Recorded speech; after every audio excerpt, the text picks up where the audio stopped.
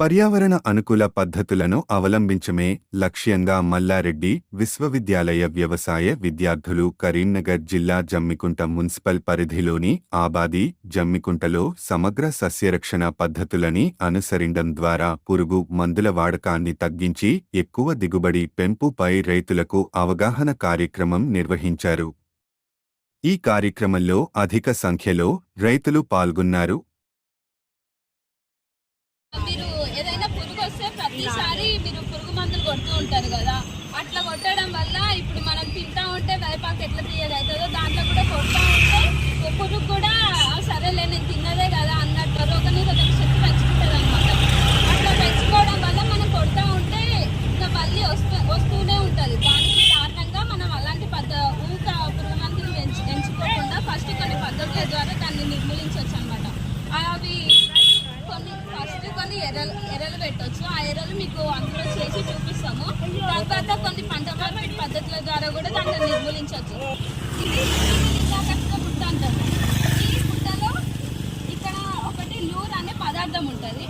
ఆ పదార్థం ఏంటి అని అంటే ఇక్కడ ఆడపురుగు ఉన్నట్టు అది ఒక ఫిరమోన్ని రిలీజ్ చేస్తుంది. మగ పురుగులు అన్నీ వచ్చి దీనికి ఆకర్షించడం వల్ల ఆ పురుగులన్నీ ఇందులో పడిపోవడం వల్ల ఇక్కడ ఆడపురుగుకి గుడ్లు పెట్టాలంటే సంపర్కం జరగాలి కదా. అది మగ పురుగులన్నీ ఇక్కడ పడిపోతే దానికి సంపర్కం చేసుకోవడానికి ఏవి దొరకకపోవడం వల్ల అది గుడ్లు పెట్టే శక్తిని కోల్పోతుంది. అది చనిపోతుంది. అన్ని చనిపోయి గుడ్లు పెట్టామన్నమాట. గుడ్లు పెట్టకపోవడం వల్ల ఆ పురుగుని మొత్తం నశింపజేయచ్చు అనమాట. ఒక్కొక్క క్రాప్ లో ఒక తీరుగుంటుంది అనమాట. ఇప్పుడు వరి పంట తీసుకున్నాం అనుకో, మోగు పురుగు ఎక్కువ వస్తుంది. మోగు పురుగు ఏంటిది ప్రతిసారి ఫస్ట్ స్టేజ్ నుంచి లాస్ట్ స్టేజ్ వరకు ఏమంటారు తాలు గింజలు కావడం, అది మొవ్వు చనిపోవడం, అదంతా దానివల్లనే కదా అయ్యేది. దానివల్లనే మొత్తం చనిపోవడం అదంతా ఉంటుంది.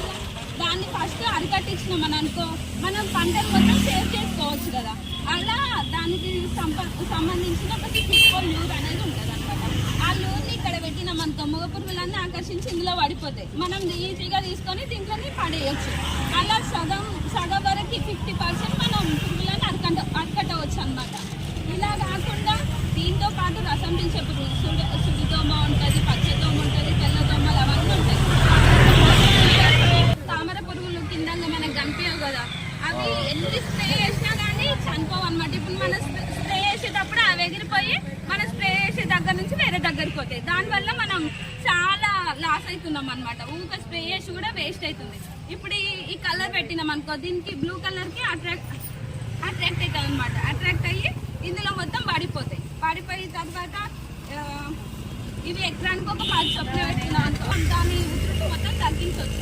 ఇలాగే పసుపు జిగురు అడ్డ, దీనికి ఏంటిదనంటే తెల్లదోమ, పచ్చదోమ, ఇలా సుడిదోమలు ఉంటాయి కదా, ఆ సుడిదోమలలో కూడా ఇది దానికి ఆకర్షితం అవుతుంది. అవి వచ్చి దీనికి పడిపోయి ఇవి చనిపోతాయి.